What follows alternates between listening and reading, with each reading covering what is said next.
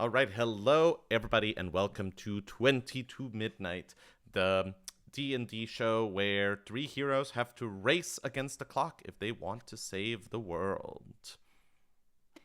My name is Beth Eyre, and I'm playing Helena Hailstorm, a human fighter from the Veldrin Empire. I'm coming to you from London town, and happy Halloween.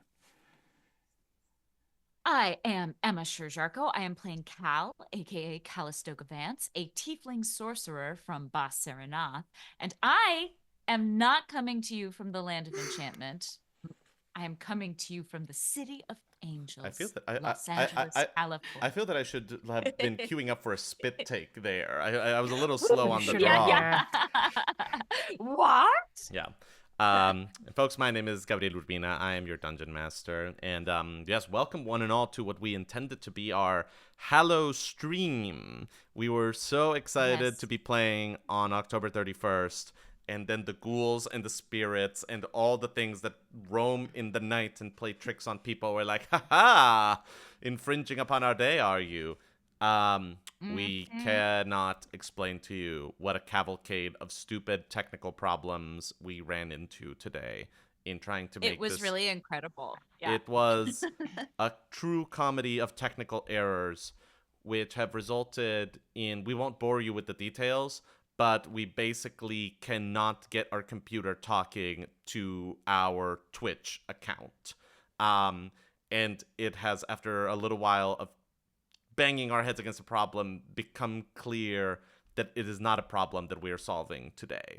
Um, We tried like three other solutions also, and all ended up those being all non-starters. all It has foibled. been Yep, yep. it's been a day. It's been Mhm. and but Yeah. also, we were here, we taken the time. I have this like really neat way to like kill Helena and Cal waiting in the wings. So it didn't No! feel right to just kind of go like, well, let's put it off, especially because due to me traveling and sort of like some work commitments, we have been able to play in a couple of weeks. So if you're watching this, you're watching it on our YouTube page. It's going to be our first YouTube first episode. YouTube exclusive Um, episode. so for I everyone, suppose we could upload it to the Twitch as well, potentially, sure. but I'm not sure what the point of that would be. So maybe if we decide to do that, maybe you're watching it on Twitch. If we're but feeling probably funky, we not. might decide to do Yeah. that.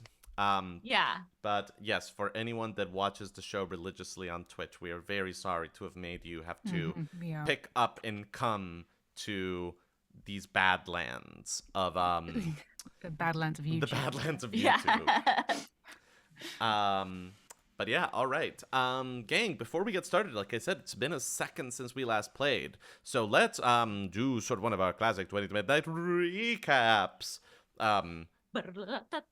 Previously on 20 to Midnight. There was a bird. You killed the bird. All right, so what do you guys want to Yes, do fake today? bird. No, I'm kidding. Yeah.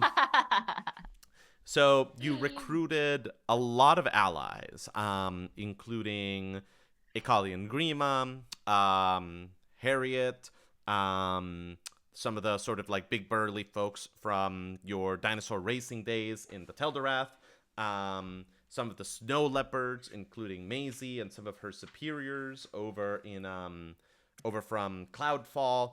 And you managed to set this trap for the undead rock that was terrorizing Long Branch, one of the three sort of, enormous monsters that had appeared around the continent of Kelderin.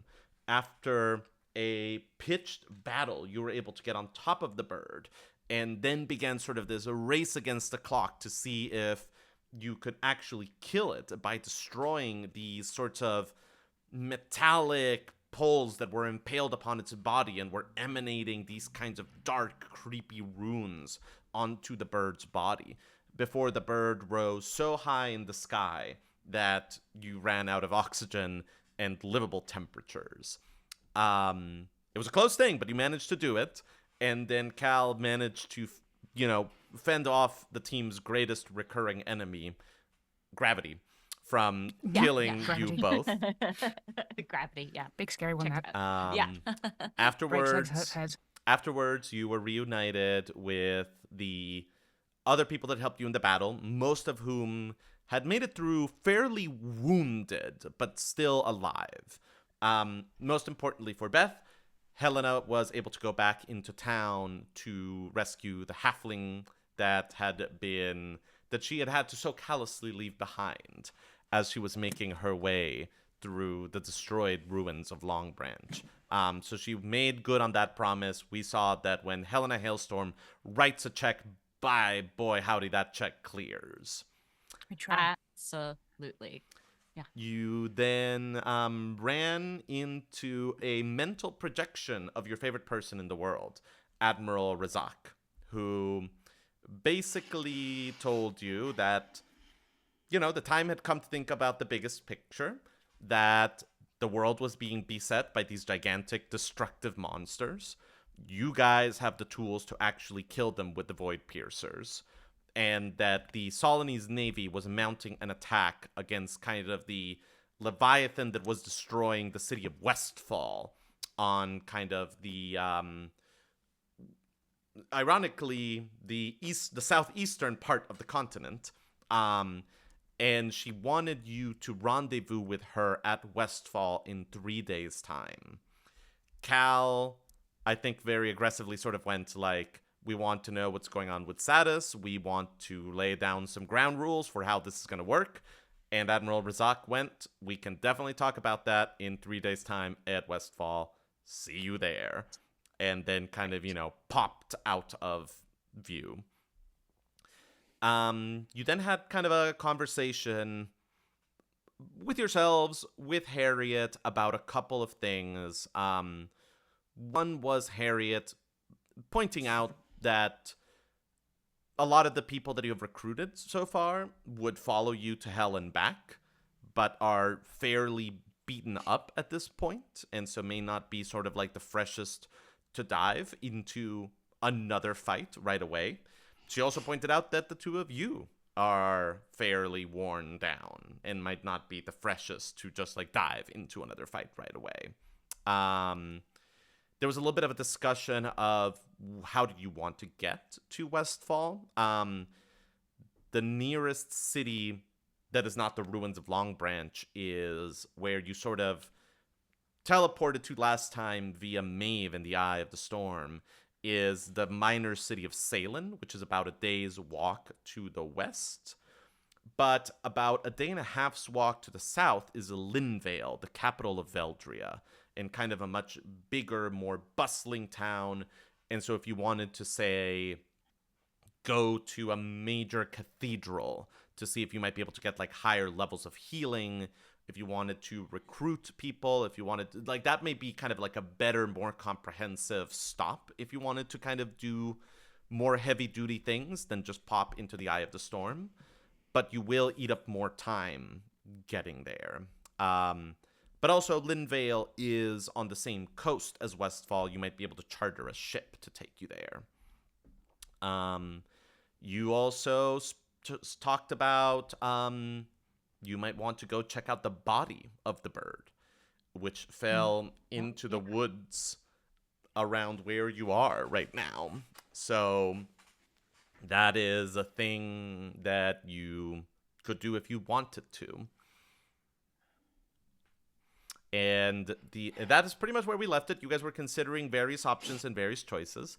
But then a very exciting thing happened, which is that you leveled up. You reached level 10. That's right. So why don't we just take a second to talk about what new things you have now that you are level 10? Maybe I should go first because I feel like Cal tends to have magic and that tends to be quite cool, whereas I tend to be like, I can hit things I better. don't know. Well, definitely. Bit better, bit stronger. I seem to have something called Indomitable, which I'm pretty keen on. I mean, I think that sounds great for me. And it says that once per long rest, I can re-roll a saving throw that I fail, but then I have to use that roll. So that sounds, like it could be good in a tight spot, or not good, but at least interesting. Absolutely. Better than not having it. I think so. Yeah. And then mainly, I think I'm just stronger, and you would come off worse if you whacked me. At least that's what I'm hoping. Yes. Sounds right to me. Right on. I don't think that Cal's new magic is very exciting. I am pretty What? sure. I know. I'm pretty sure that I got to get a different kind of meta magic Oh, as nice. Uh-huh. well. Ooh. Yeah. So I think I took extended spell. Oh, nice. I now have, I can't remember what I had chosen before because I switched it up when I was reborn, if you will. Hmm. But I now have empowered spell, quicken spell, and extended spell. And I should remember that I have Uh-huh. because I have not really used them in a Those sound while. good. Yeah, so basically, empowered spell, when you roll damage for a spell, you can spend 1 sorcery point to re-roll up to 4 of the dice. Whoa. You must use the new rolls, and you can use this option even if you've already used another meta magic option. Quicken spell, when you cast a spell that has a casting time of 1 action, you can spend 2 sorcery points to change the casting time to 1 bonus action for this casting. And extended spell, when you cast a spell that has a duration of 1 minute or longer, you can spend 1 sorcery point to double its duration to a maximum duration of 24 hours. So that is what I've got. How many sorcery points do you tend to have? It's a great question. Where do I find my sorcery points? I might be able to tell you that in just a moment. Yeah. Beth, Yes. I want to just point out something. Oh, good, because good. Your health is too high. We need to lower it. No. No! So I was just looking at this, and at 10th level, because I was like, Indomitable usually get at 9th for fighters, which you It is do. possible I didn't notice it before. At 10th, you get to choose another fighting style because of your champion archetype. And I'm just looking at your character sheet right now, and both your fighting styles are set to great weapon fighting, which doesn't actually get you better at great weapon fighting. So you can add another style of attacking, another style of fighting that you would like. You can choose between archery, you can choose defense, dueling, protection, or 2-weapon fighting. I don't know if you want Helena to become a great archer, to get really better at protecting people, if you want to have her be good at using 2 weapons at once. Oh, exciting. Which that may not be the most effective one because you cannot dual wield weapons if you're using Icebreaker, which is this mammoth sword. Yeah, I feel like it's probably between protection and archery because sometimes things are just far away and it'd be useful to be able to hit them a bit better with something as a projectile. I do like the idea of protecting people, So but we don't seem to get much time for that. Protection, what it gives you is when a creature you can see attacks a target other than you that is within 5 feet of you, you can use your reaction to impose disadvantage on the attack roll. You must be wielding a shield, but you are not usually wielding a shield. Because, again, you are using sort of this like mammoth sword that uses both your hands. That's true. Archery gets you +2 bonus to all attack rolls you make with ranged weapons. I feel like maybe that might be the way to go, given how things tend to pan out. You could also do defense, which just gets you a +1 bonus to your armor class. That does sound sensible, doesn't it? Do you have a bow, right? I do. I occasionally use it. You may have noticed me occasionally using it. I have noticed No, that. I get it. It's all like, you've got your magic and your fire, and I'm reduced to firing my bow, and you're like, yeah, that's not doing anything. Yeah. What even was that? Yeah. Did somebody just discreetly tap the enemy on the shoulder in the most polite manner? Yeah. It's humiliating. Well, the fighting style might fix that. Yeah, archery. Hooray. We're doing archery? Great. I think so. All right, I'll set it. Great. I'll set it for you. Thank you. Great. And I found it. They changed D&D Beyond a little bit, or at least how sorcery points were before, but I have 10. Great. 10 sorcery points. Nice. All right, Beth, you should be all set. Just refresh your character page to fix that. And then it will just do it automatically when I roll. That's nice. Yes. Thank you very much for pointing that out. You're welcome. I was like, wait a minute. That sounds Helena should be getting cooler than this. Just occasionally, my complete lack of inexperience still shows up. Yeah. Great, thank you. Excellent. Alrighty, gang. You guys want to play some D&D? Let's do it. Alrighty. Well, I think that then we begin with the sun rising and beginning to stream through the leaves of this wood where the makeshift camp that the survivors of the attack have set up. As you guys exit the tent where you have been, I was going to say resting, but let's call it what it is, recuperating after your battle with the rock. Not resting. As you kind of emerge from that tent, you can see people starting to mill around the camp and do things. And quickly, the halfling figure of Maisie comes up to you guys and goes, "All right, morning, commanders.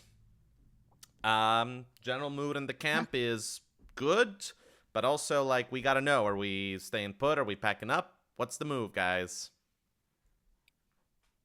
Well, we can't tell you what to do. Encouraging. You helped us when you didn't have to. And you don't have to help us again. Oh, thank God that the world is saved and there's no more things threatening it. Whew, that's a load off of my mind.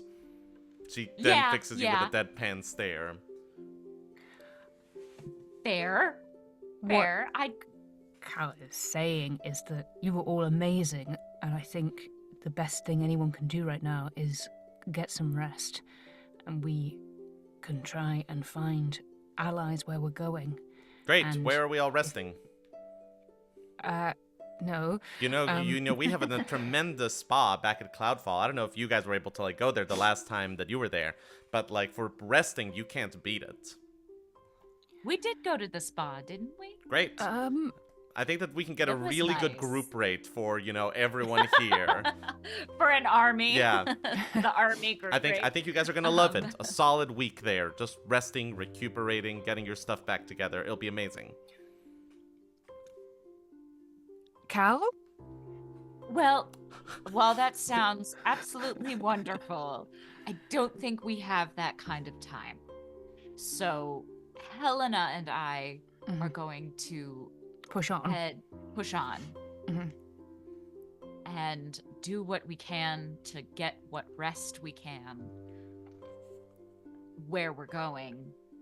But we can't ask anybody to come with us. You've already done so much. On the contrary, we're encouraging people not to come. At that moment, a hand lands on your shoulder, Helena, and Harriet will lean and go, "Yes, Maisie, you should listen to them. Where the three of us are going, it's very dangerous, and therefore, you need to just take care of yourself first and foremost. Isn't that right, guys? Excuse me, the four of us. I suppose Volt is also coming along."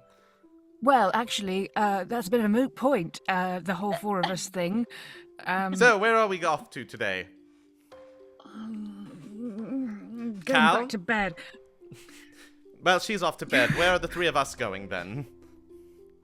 Maisie? Yes, Cal?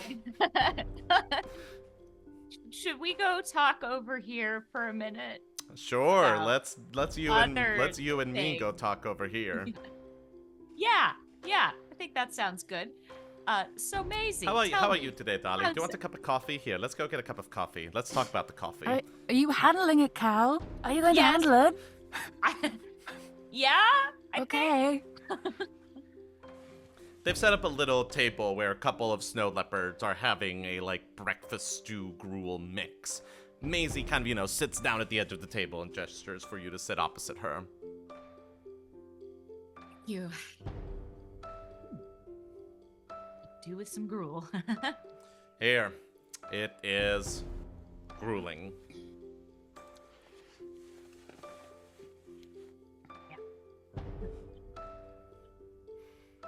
Here's the thing, Maisie. Tell me the thing, Cal. I can't wait to hear it.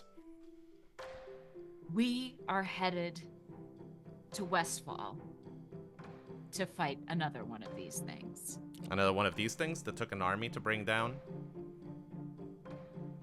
Yes, we are meeting an army there. Okay. But it's not really people we trust.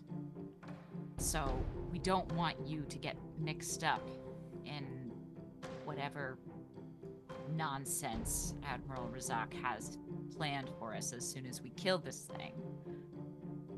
And because rest assured, she's got something planned.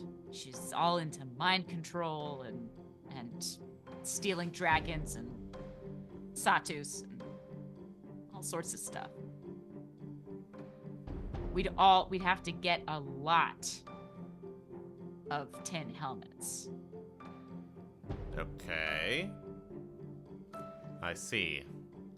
Alright, so what do you propose that we should do in the meantime? Well, I think that you should all get some rest. And because after we get some rest?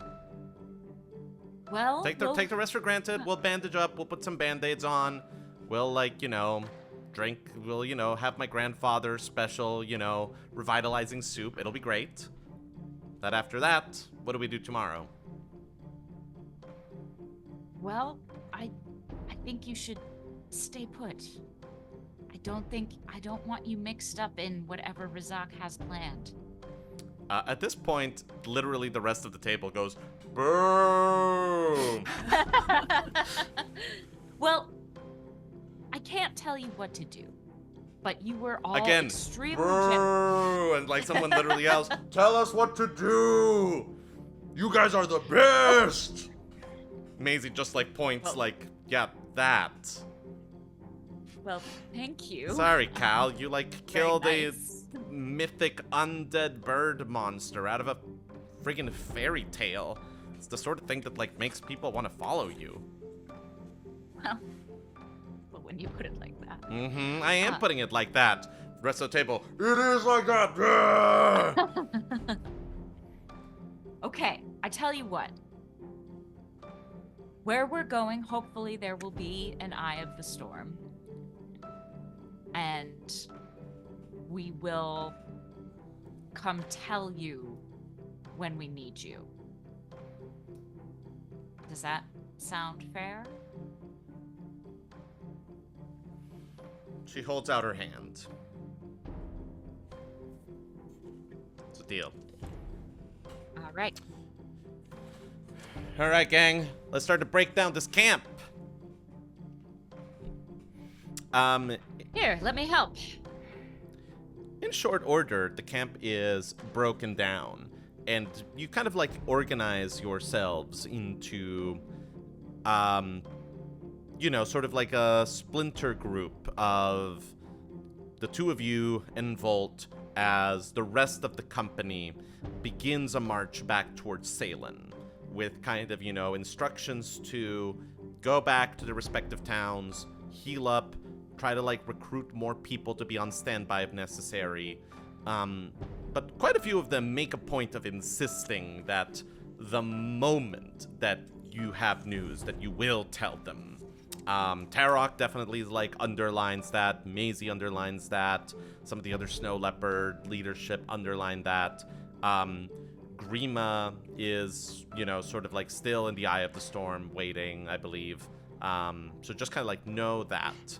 And as the company sort of begins to move out, the two of you are left standing in the forest with Harriet as she sort of goes, great.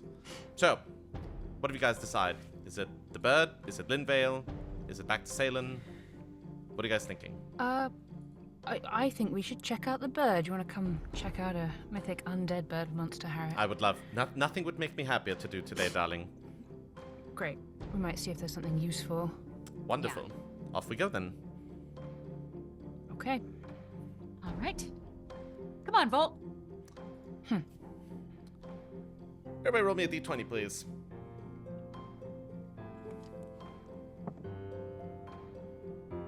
16. 12. It takes you a little while to arrive at the crash site where the bird basically fell through and leveled a part of the forest. And, already some carrion eaters have descended upon it. But the massive, massive frame of the bird is still mostly there intact, if somewhat, what should I call it? Turned inside out by the velocity and the force of the impact with which it crashed into the forest. But it is all right there in front of you. Harriet will sort of mutter, "Boy, it does not seem prettier up close, does it?" No, it sure doesn't. Doesn't smell good either. No. You two of you did a banger of a job bringing that down. Well done. Well, thank you. Okay. And what now? It was mostly Helena, of course. Of course, don't be ridiculous, Cal. Don't be ridiculous, Helena. It was mostly you. We can tell. And she'll squeeze your hand.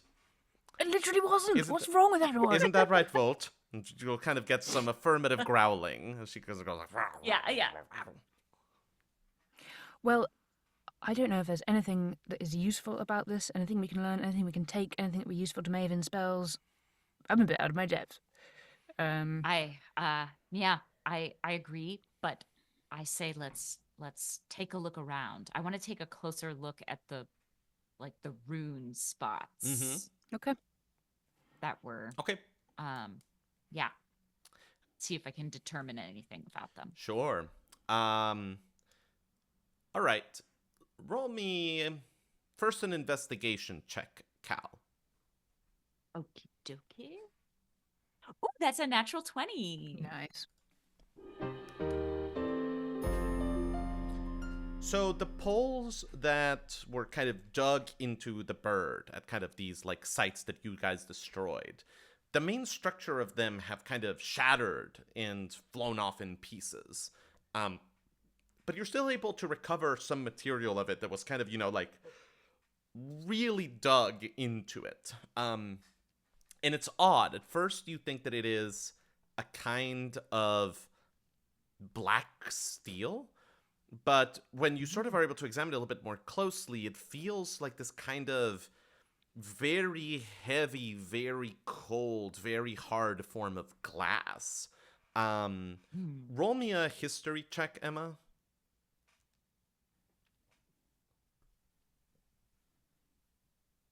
Wasting all my good rolls. History, that'll be a 19. With a 19, you recognize it. It's called a radum, and it is a type of metal that shows up in some of the most ancient Aldoran architecture, but isn't really, it's kind of a little bit like what's the like Damascus steel, where it is kind of this thing that is around and we kind of understand it, and then there's other things about it that are like, wait, how did they do this? Like, it's so ancient, but in other ways it is kind of like treated in these like really cool advanced ways. And it is also definitely kind of something where there are no known erratum mines in the world, or there's no sources of it besides what has been found in kind of old Aldoran temple sites. So it's kind of one of these things where, like, as far as the world knows, it's almost like the Aldoran used the totality of the worldwide supply of it. But here it is on this bird. Beyond that, there aren't any sort of like runes on it. There isn't sort of like any carving on it. It seems that it was definitely the spell focus for whatever was keeping the bird alive, if we want to, or animated, I suppose, maybe more the correct terminology there. Yeah. But whatever was marking it in that way seems to have like dissipated as you guys destroyed it. Okay. Can we take any of this material off of the bird? Yeah. I want to gather some to bring to Maeve because I think she'll enjoy taking it. Again, most of it is in shards, but you can gather sort of like a couple of like big pieces and kind of wrap them up in a blanket. As you do, they feel unnaturally cold. This bird has been baking in the sun for a while, but it still feels like chilly to the touch. Helena, quick D20 check from you. It's an insight check. That's a natural one. No! Cold metal, that one. Cold metal. Very dear, cold. oh dear. Very cold. Yes. Cold You metal be perhaps cold. wonder if you'd seen something like it in the Tel'Dorath. Ah.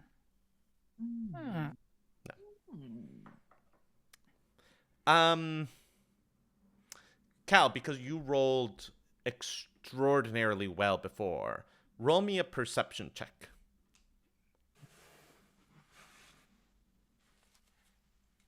That's another good one. That'll be a 17. As you are examining the bird's body, specifically its head, it's very subtle, but you notice a red glow from the center of its face, kind of dead between its eyes. Oh dear. What is that? I don't know. Would I know anything about that? It just sort of, it looks like, if you take a closer look at it, it sort of looks like there is something that has been encrusted into the bird's face. Like a spell or a jewel or a... No, it looks like there's a physical object there. There's Like a an physical object. object there. Okay. Let's go look at it. Yeah, let's look at it. What could go wrong? You can kind of make out what looks like the tip of a small crystal pyramid that is glowing red, sort of poking out of the bird's skin. Weird. Again, it sort of looks like almost like this was inserted and then the flesh kind of grew back around it. I'll give you a headache. Do you want me to poke it with my sword? Sure.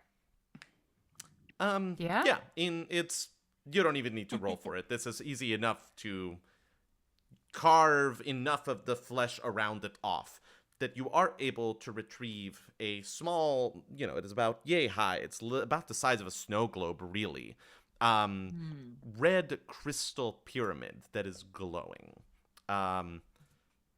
Who takes it? Who grabs it if you do grab it? I think I would have naturally picked it up. I don't necessarily have to keep it. The moment that you hold it, Helena, a strange sensation comes over you. It is almost like you are just hit with this wave of curiosity. Just kind of like your entire body is all now suddenly feeling very curious, and just kind of like you're filled with this desire to look around you, to examine other parts of the bird, to look at the metal, to just like see what's around that tree, to like what are those birds eating. Just kind of like everything seems fascinating and curious. And after a moment, the feeling passes on, but the pyramid glows slightly brighter in your hand, and glows a little warm. Huh. That was really weird. I just got very interested in everything. What is this? That is weird. Isn't it weird? That's very weird. I mean, I'm curious about that. What do you think this is, Cal? What do you think it is? Can What I do you think hold it is? it? I don't know. Yeah, you hold it. See what happens. So I take it. You get sort of like, again, like the same crash of emotions, followed by, or not emotions, but curiosity, just kind of like an overwhelming feeling of like, oh my God, like, wait a minute, what is this? This is fascinating. This is very curious. Yeah. Followed by the feeling receding, the cube glowing, or not the cube, excuse me, the pyramid glowing a little brighter, and then just kind of a like warm feeling from it. Huh. That is interesting. Isn't it? Isn't everything interesting about this? Quite. Do I know anything? Would I know anything about this? Roll Do me I an notice Arcana anything check. about this? Okie dokie. Ooh, that's not good. That's a 2 + 2 for a 4. If you had to guess, you would think that magic is involved here. I do think, in my expert opinion, that magic is although involved in here. what way or form, you could not say at the moment. Well, maybe we can bring this to Maeve, too. Maybe. It's interesting because it's not like... If you put it in a bird, you'd think it might make the bird angry or aggressive or something, but it's not making us angry or aggressive. So I wonder what's going on there. I don't know. Cal, you are suddenly filled with this feeling of,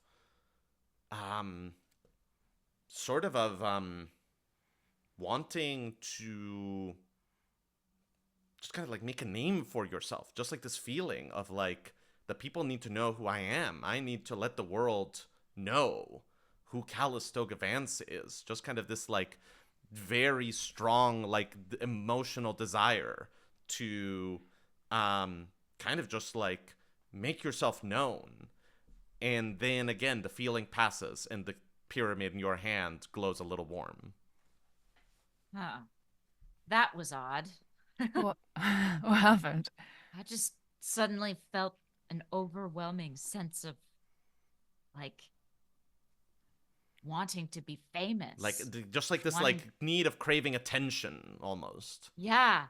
I needed attention, and well, you've got it. And then another I feel well attended to. Another wave of curiosity that passes. Ooh.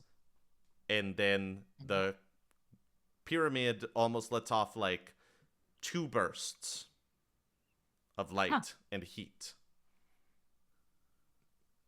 Huh. Do we think this could be doing us harm? I'm a little suspicious. Roll me an insight check. Sure. Oh. I got a 19 minus 1 for an 18. That's good, because I got a 5.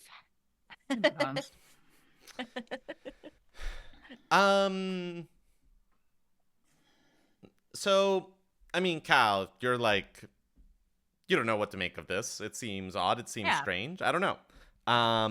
Yeah. Beth, I think that Helena, something in her gut would spot kind of a like, oh, this thing is connected to something. And this is a form of communication.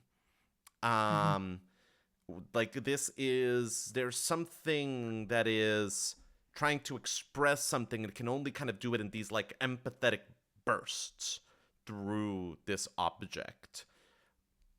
Does that constitute harm? Well, possibly. You know, that could go to all sorts of strange places, but you don't think that this is, for example, like sapping your life energy away or something like that. No. Cal, it's really weird. I think it's opening up it's almost like opening up a channel of communication, but not like a channel of communication like vaguer than that. So I don't know. That's interesting. Yeah. Channel of communication with who? So the moment that you say channel of communication, Cal, if you're still holding the pyramid, you get this like feeling of like, yes, like, you know, like the world is correct. It is awesome. Like everything is so right. Yes. Oh yeah. Just like this like feeling of like positive burst of like happiness and just like the correctness of everything around you that then passes. And again, the pyramid glows. I'll relay that. Okay, so it's like it can affect us temporarily, and I wonder what it is getting from us. Like, if it can tell how we're feeling, or if it can tell something more precise than that. So yeah, or if it is a channel for someone else's emotions, or if they're trying to manipulate us. Yes. The moment that you say channel for someone else's emotions, again, you get that rush of correctness. So it sort of seems quite a fascinating thing that one might want to take, but I also think, We don't really know where this is going or who we're No. communicating with, and Bird suggests nobody good. Probably not. But if we can bring it to Maeve, Cal, maybe she you feel a new rush of emotions. Suddenly it is just like, these are tall, scary trees, and like those birds overhead, they might be dangerous, and like who knows what's going on in that wood. And like, did I ever check like Harriet's story? Harriet might be dangerous. There's a lot going on, and I need help. I need help right now. And that is then immediately followed by another wave of curiosity, except it is entirely focused on the pyramid in your hand. Just sort of this kind of like, wait, what is this thing? Let me look at it from every side. Let me just kind of like see it over here, see it over there, see it against the light, see it on the ground. And then both of those pass, but just kind of like a extreme burst of kind of, like if the empathetic billboard sense of the word, just like help, help, help, followed by interesting object, interesting object, interesting object. You okay there, Cal? Yeah. Do you want to put it down, maybe? Maybe. But I think it doesn't want us to bring it to Maeve. But I don't care. Exactly. I think that means we should. When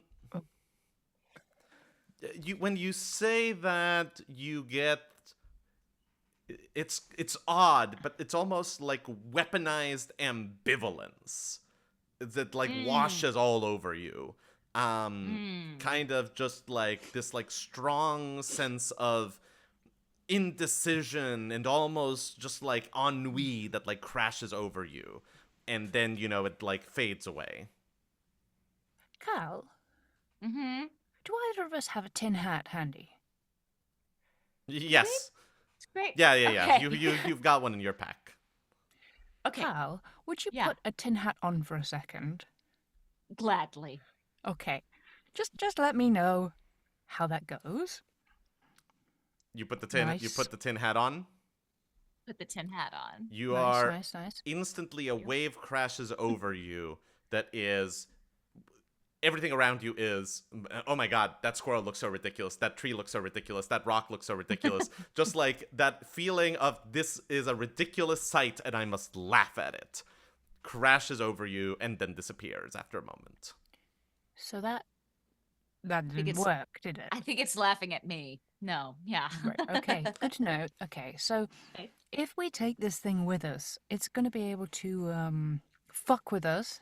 Yeah, maybe. How do we feel about that?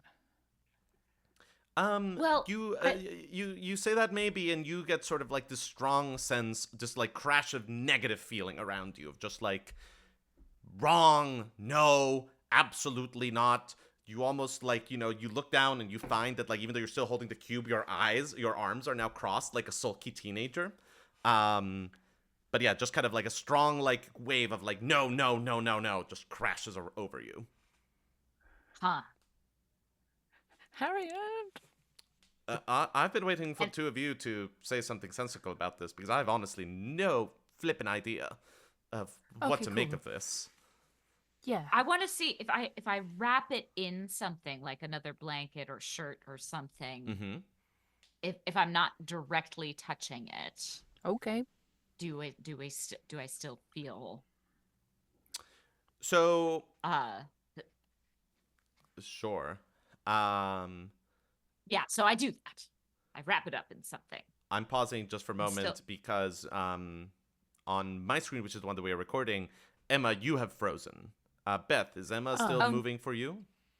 For me, yes. Okay.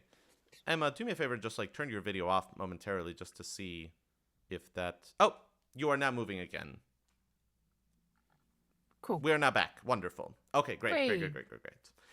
So it takes you a second to just kind of, like reach for a blanket in your pack. And as you do, in just like very quick succession, you once again get sort of that like feeling of like, I need help, followed by that feeling of like, this pyramid is so interesting. And as you put it down in the blanket, those feelings stop. Okay. So it seems like you have to be touching it With your skin. with your skin to feel that way. Okay. So I say we keep it wrapped up with these, special glass shards We keep it secret and safe. Is that what you're saying? That's what I'm saying. What does it want, though? Not to be, Pyramid's advocate, but what is this? What is it after?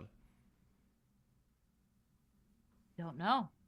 But a good point, right? It was controlling the bird, perhaps. So, presumably, our great enemy put it there, maybe, somehow. Yeah. And the bird is now dead, which is not great for them. No. But this thing still perhaps has a chance to do more damage if it's picked up. The counterpoint, and again, I'm just throwing things at the wall. So presumably this bird was locked up somewhere for quite some time, given sort of that you guys saw those statues of these monsters in that ancient Aldoran temple. What if this was the thing that was keeping it contained, and it was finally recently overwhelmed? I want to be extremely clear that if I had to bet, I would guess that there is some kind of demon or devil or evil warlock or something on the other end of the line here. But I just want to not leave stones unturned, is all I'm saying. You are on the side of the pyramid, Harriet. I did not expect that. You know me. I'm just a curious person, and I'm, want to, if this can help, if this can be of some help, let it be of some help, at least. I think we need all the help that we can get right now. I think Cal is of the same mind of you, so, I am unsure as to the alignment of this thing. It could be purely neutral. It could be evil. It could be good. Could I'm just going to point this out, and then I will take a step back, and you guys can do whatever you think is best. You know this far better than I do. it's all right, Harriet. You have sort of talked about it. You haven't tried talking to it. Yes, you're right. You might be able to communicate a little bit more effectively with this thing. At the very least, it seems that it can, after a fashion, answer yes or no questions. Seems to have a way. Sure. And I'm not saying that we need to do this right now, but I'm just pointing it out. All right, I'll be over here now. Thank you. No, Don't that's go too far. Yeah. It's very insightful. If you want to try, Helena, Yeah? talking to it, I'm so devoid of magic. What shall I say? doesn't seem to matter. Okay. Here. All right. Okay. Feels kind of silly. So Okay. you pick up the pyramid. Yep. You feel a similar, though somewhat lesser burst of curiosity as you pick it up, and then it glows in your hand.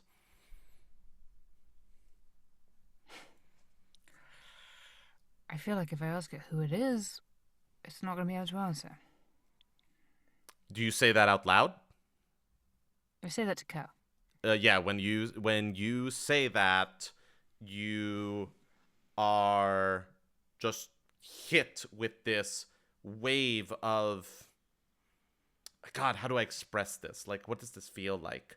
Of sort of this, like, feeling of almost like social shame, this feeling of becoming an outcast, this feeling of having sort of like everything in your life abandon you, everyone turn away from you.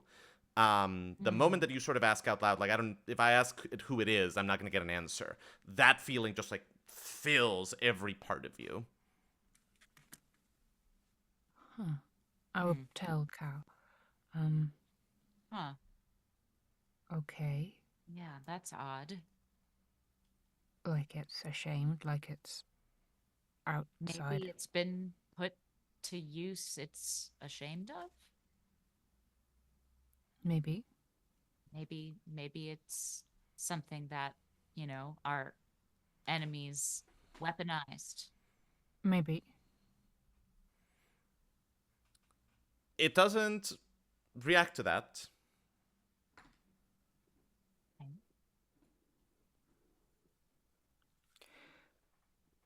Do you want to ask it what it does or what it wants? Yeah. Just as an idea. See if it responds in any way. Mm-hmm. I ask it what it wants.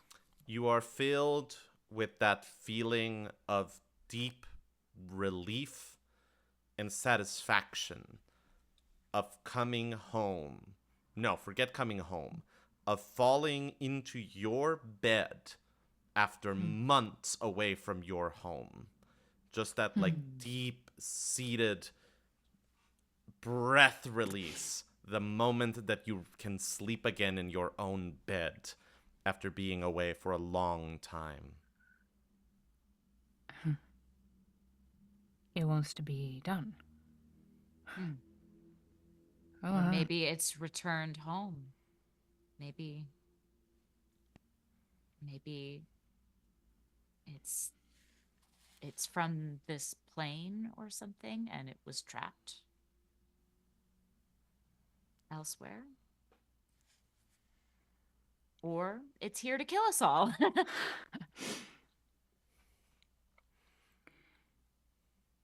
I'll ask it about the rock, maybe. Okay, what do you ask? I'm gonna ask it if it was keeping the rock under wraps, if it was stopping the rock from attacking until recently.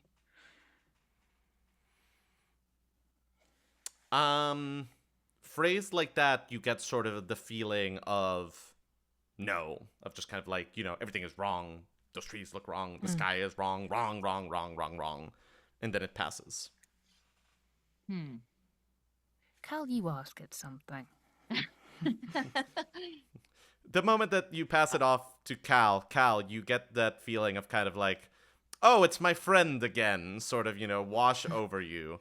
And then it fades after a second.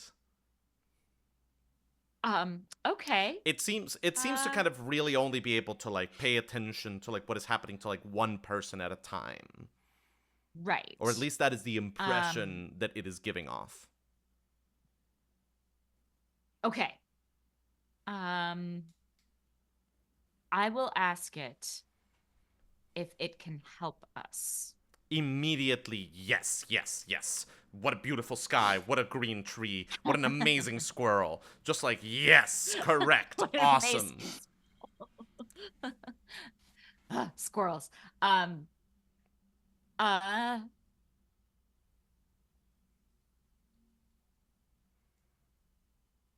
it help us fight these creatures? Again, yes. Yes. Okay. Amazing squirrel. Beautiful squirrel. Amazing squirrel. There is one chittering nearby in a tree. I'm not just, like, pulling that detail out of nowhere. Yes. No, I understand. I just have flashbacks to the squirrels with the Sure. curator. The famous Veldrin dancing squirrels, yes. Yeah. Clown squirrels. Normal. Secret. Then I will ask it how it can help us.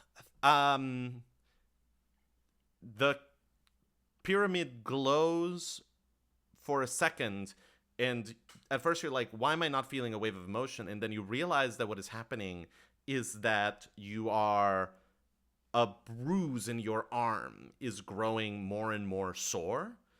And then after a moment, the pain completely disappears.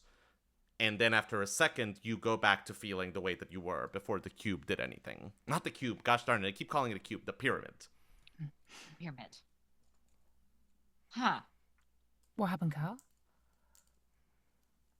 Well, like, this bruise got more painful and then it went away.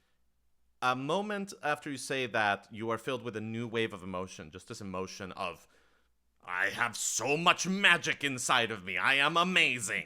I can do anything. And then that sort of, like, passes after a moment. So, it healed your bruise? take a look at the No, bruise. the bruise is still there. The bruise is still there. That was illustrative, I think. Yeah. He was trying to demonstrate something. Right. It speaks a little more metaphorically than that. Sure. I think. Yeah. It can hurt and heal. Maybe. It has a potential. It has the potential to hurt and heal. I hate magic.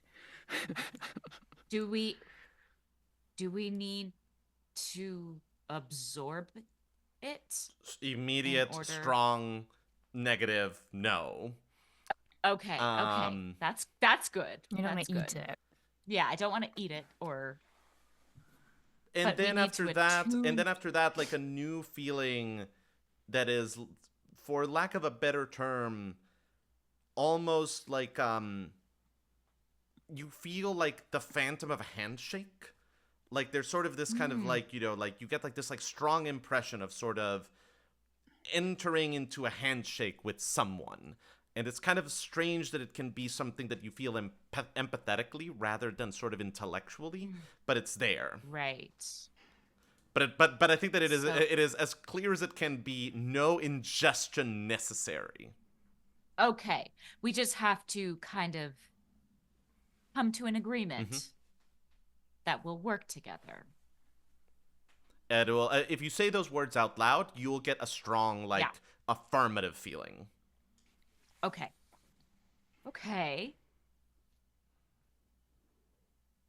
I will ask it if it knows of. Oh my God, why can't I remember? What, the monster or the place or the vintner? Yes, the vintner. Who has many names. Ballin? Is it Yeah. Ballin? Yeah. Yeah. I will ask it if it knows him. You get one of the more specific feelings that you've had so far, which is this sort of feeling of like, almost like the feeling that you would get when it's like, look at this ridiculous, small, insignificant, pathetic, humorously weak thing.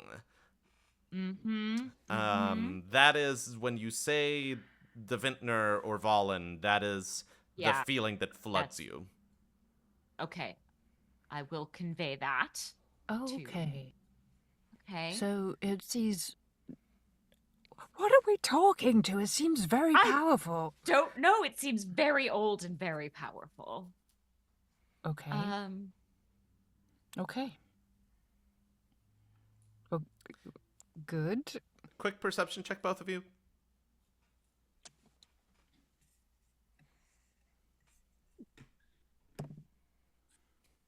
13. 17. With a 17, Cal, you will notice that the cube is glowing steadily now. Oh. Getting a little bit brighter.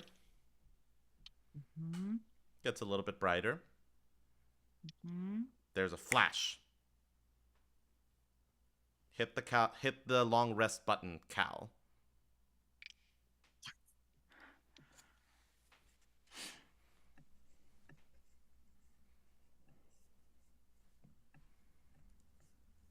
Yeah, I knew this thing was cool. No consequences. I love things we just find in terrifying corpses of extremely aggressive mythical dead birds. Absolutely. Hey, if it's keeping an extremely powerful mythical dead bird alive, or if it was, then it can heal us a little bit. Here, you want to give it a go? I don't know. I feel like you've bonded with it now.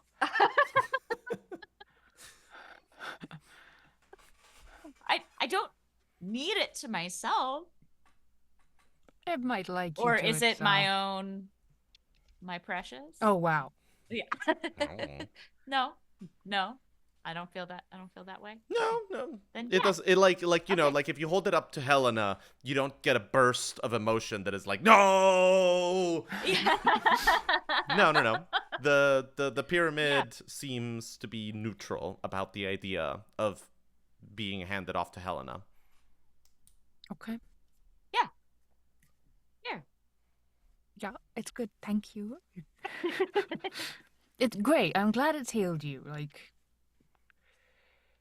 Okay. Do you You wanna- don't wanna try and see if it'll heal you too? I, it seems like it'll do things in its own time, maybe. Are you sure? Helena, as you hold it, it glows a little bit, and you feel sort of a cut on your back grow a little bit more pronounced, and then sort of like that feeling ease away. Sort of similar to what Cal felt. Kind of a demonstration of, notice that this is bothering you, we can have it not bother you. That's nice. You Very feel a strong-willed. strong inquisitive feeling crash over you, followed by, again, that like strange empathetic feeling of a handshake, followed by another burst of inquisitive energy. Okay. I still don't know what it is. But, interesting. When you say you still don't know what is difficult to explain, you are flooded with the feeling that you might get when standing in front of a blackboard with a extremely dense and complicated trigonometric equation that you need to solve. And just kind of like this like extremely, extremely pronounced feeling of it's difficult. Yeah, I do not understand this. But, so far so good, I suppose. Do you get that, Cal? It just seems quite... You don't, do you? You're fine with it. That's okay. I'm a little, let's say, cautiously optimistic about it. Okay. Yeah. Well, I guess it's coming with us. I still think we should bring it to Maeve. Are you holding it right now? No, you're still holding it, Helena, until somebody tells me otherwise. It's in your hands. Okay, I'm holding it, yeah, and you're yeah. saying we should bring it to Maeve still. Yeah. Does it respond? No, especially if Cal was the one that said that. No response. I'm reiterating it to see. You are filled with a new feeling, which is the intense social annoyance of being spoken to as if you aren't, or being spoken of as if you aren't there. That's fair. Is it okay? Will you ask it if it minds if we show it to our friend Maeve? Sure.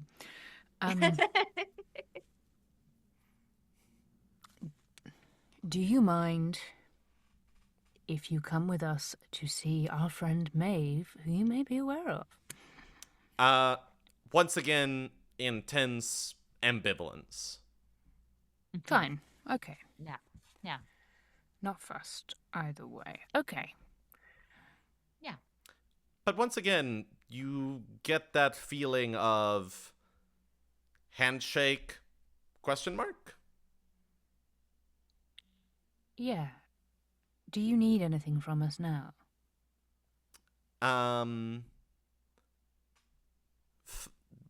It's sort of, like wrong, then handshake.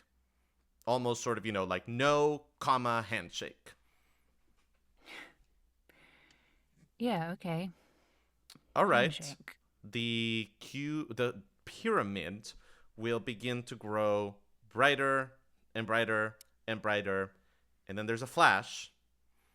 And you get to hit the long rest button, Helena. Okay. Isn't that nice? And the Yes. pyramid has disappeared. It's disappeared? Correct. What? Cal, can you see the pyramid anywhere? Don't see it. Can you speak to it? Pyramid? Yep. No. And it's not back where it started, right? No, it is not in the forehead of the bird once again. And it is nowhere, in fact. Not that You can see without rolling an investigation check. I am investigating. Although I'm very bad at it. 15 bad at it. No signs of it. I rolled worse than that, so. Okay. Yeah. Vault, can you find the pyramid? Kind of like, looks around, digs a little bit in a couple spots, and then seems to come back with kind of a bit of a shake of his head. Oh, you're such a good boy. He is such a good boy. Well, that was weird, Cal. That was weird. I am kind of sad that it's gone. Are you? That's not what I feel. What do you feel, darling? I feel deeply suspicious. That's what I feel. Right, anything else we can get from this bird? Claws or something? Most of that seems fairly rotted and in a state where it would probably disintegrate upon transportation. Okay. We just made some sort of agreement with something, Cal, that healed us and then vanished. We did. But we don't understand the nature of the agreement. No. And as someone who's made agreements with all-powerful beings before, I'm sure we'll be fine. That must be where I'm going wrong. I think I've only made agreements with about 1.5 all-powerful beings before, and so I still find it disconcerting. Yeah. Once you hit your 4th all-powerful being, it's all, you just sign on. At this point. You just sign the dotted line for that credit card and you assume it's going to be fine. Yeah. Yeah. Okay then, well, I suppose we should be moving on. I suppose so. Where are we moving on to, says Harriet. Well, generally, Linvale seems not such a bad shout. Okay. I have to say I'm inclined towards Linvale as well. All right. More people, more things there that we could possibly get or recruit. Grand. All right. Harriet. It's about a day and a half's walk to Linvale, so we should get tracking. Harriet, at some point we ought to catch up about our plans. Sure, absolutely. Yeah, we can definitely, at some point, have a cup of tea, talk about that. Well, you might not want to come to Linvale. Why wouldn't I want to come to Linvale? Because it would be easier to get home not from Linvale. Why would I want to be home right now? Bolt, why don't we go over here? Check this out. Yeah. Good boy. Harriet, I keep telling you, darling, it seems like there's a worldwide catastrophe, and honestly, from what I can tell, the safest place seems to be right next to you. And should something horrible and ghastly happen, I don't want to be anywhere other than next to you. I get that. If something horrible and ghastly happens, don't you want to see me one more time? Yes, I do. Wonderful. And to the extent that I feel like the world is on the verge of ending, possibly, and yet every morning I wake up and you're here, which has not been a thing for a while. So I actually feel pretty great. Good. But I don't want to let that change the fact that I would really like us both to get through this. And I'm then not let's saying... get through it together. You know the rock, that thing right there? Sure. There was a point where I thought it was going to dive down on everyone, and it did, right? Mm-hmm. But if I had thought it was diving towards you, I would have flung myself off of it in an attempt to save you, which I probably wouldn't have succeeded in doing, but I still would have done it. Do you see the problem? Are you saying that I'm just so beautiful and wonderful that you can't control yourself around me? Basically, yes, I am. I'm saying if I had to choose between saving the world and saving you, I would go for you every time, and I think that might be a bit of a problem. Roll me a persuasion roll, Beth. Okay. 17 plus 7.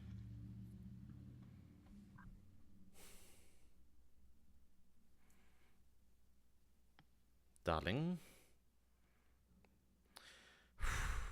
This is a train of thought that is more compelling than I want it to be. And I suppose if you are very, very sure about it, we can bend a little bit. Because I understand what you're saying. Now that I'm not going to like it. I'm going to be quite cross at you for some time. If the world doesn't end, you're going to have some work to do making it up for me about this. I understand that, of course. Do you really not want me here? I want us to be all right on the other end of this. And we will be. I still think that the best way to do that is together. But I understand that this is your department. All right. In that case, I may find alternative transportation once we get to Linvale. I want a little bit more time with you at least. Okay. But once again, make sure it's all... I'm going to be very cross about this. Very cross. I know. Oh, you better hope that between now and then, I don't run into any other absolutely extraordinary, brilliant woman who is in the process of saving the world. I might just choose to marry them instead of you. I really hope you don't. All right. Don't play the long game, darling. Come find me sooner rather than later. Of course. All right. Righto. I've always wanted to have a deep personal conversation about our feelings, standing next to a gigantic rotting bird. Wonderful. I'm sorry. Let's get a move on. Mm. All right. Volt, come on. We're hitting the road. Let's do it. Come on, Cal. Oh, I can come too. Thanks. If you have to, but come on. All right. All right, back on the road. All right. Back on the road. We have been going for a little over an hour, so why don't we take 5 minutes, just do a quick reset, Sure. Okay. and then we can come back and see what the road holds for you both. All right. Let's be back in about 5.